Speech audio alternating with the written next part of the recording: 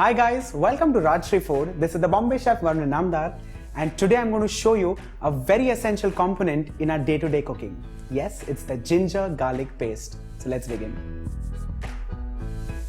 Well, needless to say, this paste is made up of two basic ingredients, ginger and garlic. But what is more important is the proportion. So the ginger is half the quantity as that of the garlic. So let's begin first with roughly cutting the ginger. The proportion is such because ginger by nature is much more flavorful and aromatic between the two ingredients. Well, if you would have noticed, I have removed the skin of both the ingredients because what happens is with the skin on, the shelf life just drops. Let's transfer this in a grinder now. I'm now going to grind this in smaller batches because I have a smaller jar. Well, if you have a big one, you can grind it all together. Just a little water to help it grind better. Let's grind this in a fine and smooth paste now.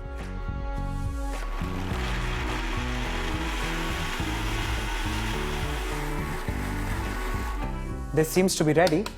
Let's transfer this in a clean bowl.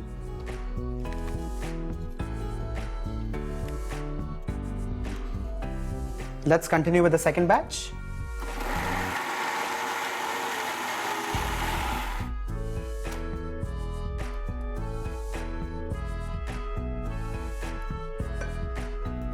Give it a nice mix to make sure everything gets evenly mixed. And with this, we have your basic ginger garlic paste which is ready with a brilliant shelf life of 10 to 12 days. But now let's look at increasing it to at least a month. For this, I'm now going to take some oil in a pan.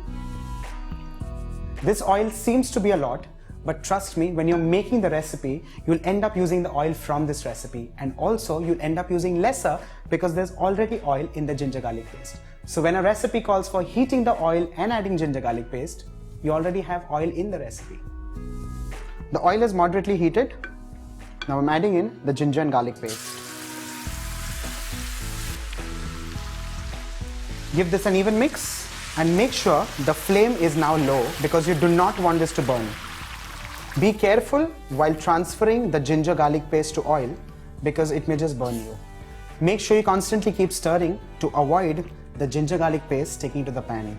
Also, if you notice, I haven't added any salt because while making the final recipe with the ginger garlic paste, you may just forget that you've already added salt and you may end up over salting the vegetable or meat.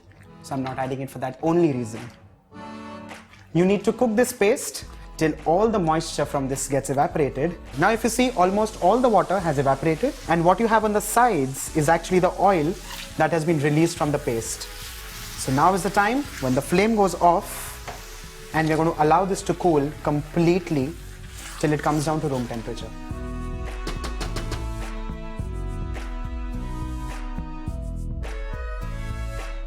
So this is how simple making ginger garlic paste at home is. And that too with the pan frying method, you can increase the shelf life to over a month. Well, I'm taking this and stocking it in the refrigerator. I hope you do the same. See you soon.